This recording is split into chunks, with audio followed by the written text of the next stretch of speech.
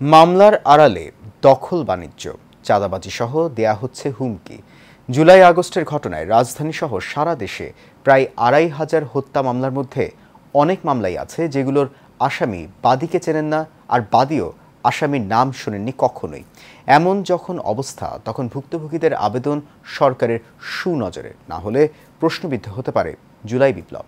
বাতেন বিপ্লব জানাচ্ছেন বিস্তারিত। দীর্ঘ ১৬ বছর পর স্বৈর সরকারের পতন হয় ছাত্র জনতার আন্দোলনের মধ্য দিয়ে। এই আন্দোলন চলাকালে হাজারো শিক্ষার্থী জনতার জীবন এবং রক্তস্রোতের মধ্য দিয়ে যেতে হয়েছে ছাত্র জনতাকে। অবেলায় হারিয়ে যাওয়া সেই সব জীবনের বিনিময়ে অর্জিত হয়েছে নতুন বাংলাদেশ। স্বৈরাচার পতনের পর রাজধানী সহ সারা দেশে প্রায় ২৫০০ হত্যা মামলা দায়ের করে শহীদদের স্বজনরা। এর মধ্যে বেশ কিছু মামলা নিয়ে তদন্ত করার চেষ্টা করেছে এশিয়ান টেলিভিশন। গেল ৩০ সেপ্টেম্বর রাজধানীর গুলশান থানায় আবু জাফর বাদী হয়ে একটি হত্যা মামলা দায়ের করেন। একই দিনে পল্টন থানায় দায়ের করা হয় আরও একটি হত্যা মামলা। দুই মামলাতেই আসামি শতাধিক। তবে একই দিনে হওয়া এই দুটি মামলায় রহস্যজনকভাবে ঢাকা বিশ্ববিদ্যালয়ের আইবি এর সাবেক ডিরেক্টর ও ব্যবসায়ী ইউসুফ আবদুল্লাহকে আসামি করা হয়। সেখানে তাকে হত্যাকারী ও অর্থদাতা হিসেবে উল্লেখ করা হয়। শুধু তাই না, ১ মাসের মাথায় পল্টনের আরও একটি মামলায় সে এবং তার ছেলে মেয়েদেরকেও আওয়ামী লীগ নেতা বানিয়ে মামলায় জড়ানো হয়। আসামি করা হয় যাত্রাবাড়ি থানার হত্যা মামলারও। আমরা খতিয়ে দেখতে চাই একই ব্যক্তি একই দিনে দুই জায়গায় হত্যা মামলার আসামি হয় কিভাবে।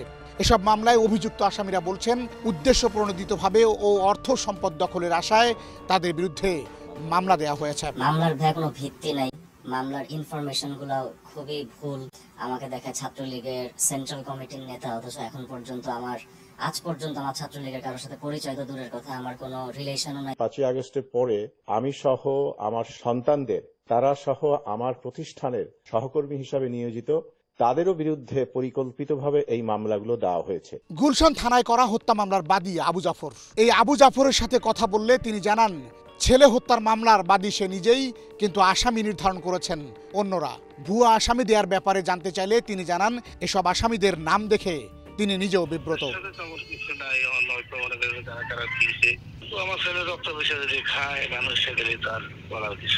গুলশানের এই মামলা ছাড়াও অন্য মামলাগুলোর কাগজ এসেছে আমাদের হাতে। প্রতিটি মামলার ধরন প্রায় একই রকম। আসামি ইউসুফ আবদুল্লাহ ও তার পরিবার ও বিভিন্ন ব্যবসায়ী। তাহলে কেন জড়ানো হচ্ছে ব্যবসায়ী শিক্ষকদের? আমরা এরও উত্তর খোঁজার চেষ্টা করেছি।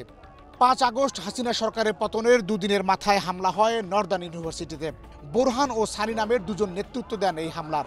বিশ্ববিদ্যালয়ের ভিসিকে জিম্মি করে বিশ্ববিদ্যালয় দখলের চেষ্টা করে তারা। এ সময় শিক্ষার্থীরাই তাদের প্রতিহত করে। পরে সেনাবাহিনী এসে পরিস্থিতি নিয়ন্ত্রণে আনে এবং বোরহান ও সানিকে গ্রেফতার করে। এর কিছুদিনের মাথায় বনানীর প্রাসাদ ট্রেড সেন্টারে নর্দার্ন বিশ্ববিদ্যালয়ের অফিসে মব ভায়োলেন্সের নামে হামলা চালায় দুর্বৃত্তরা। ভাঙচুর চালানোর পাশাপাশি লুটপাট করা হয় টাকা পয়সা, ল্যাপটপ সহ গুরুত্বপূর্ণ ডিভাইস। বিশ্ববিদ্যালয় কর্তৃপক্ষ জানায়, এসব হামলা চালিয়ে বোরহান ও সানি বিশ্ববিদ্যালয় দখল করার চেষ্টা করেছে। এরই মধ্যে বিশ্ববিদ্যালয়ের চেয়ারম্যান সহ ট্রাস্টি বোর্ডের প্রায় সবার নামে জুলাই আগস্টের হত্যা মামলায় আসামি করেছে তারা। মিস্টার বোরহানুদ্দিন এবং লুৎফুর রহমান সানি তারা অপচেষ্টা চালিয়েছে আমাদের ইউনিভার্সিটি দখল করার জন্য। শুধু হামলা ও মামলা করে ক্ষান্ত হয়নি এই চক্রটি। নর্দার্ন বিশ্ববিদ্যালয়ের প্রতিষ্ঠাতা ৮০ বছরেরও বেশি বয়সী প্রফেসর শামসুল হকের থেকে বিশ্ববিদ্যালয় দখলের জাল দলিল সই করাতেও চেয়েছিল এই চক্র। কারণ এরা তো হলো যে বেসিক্যালি সুবিধাটা নিচ্ছে যে এই গভর্নমেন্ট চেঞ্জ হওয়ার পর থেকে ৪-৫ এরকম ভুয়া মামলাতে তাদেরকে বেশি হয়রানি করা হচ্ছে। যাদের বিরুদ্ধে দখল ও মামলা দেওয়ার এত অভিযোগ, কথা বলার চেষ্টা করি তাদের সাথেও। রীতিমতো একটা চাপে ফেলে আমাদেরকে পুলিশ ধরিয়ে এবং আইনি মামলায় আমাদেরকে জড়ানো হয়েছে।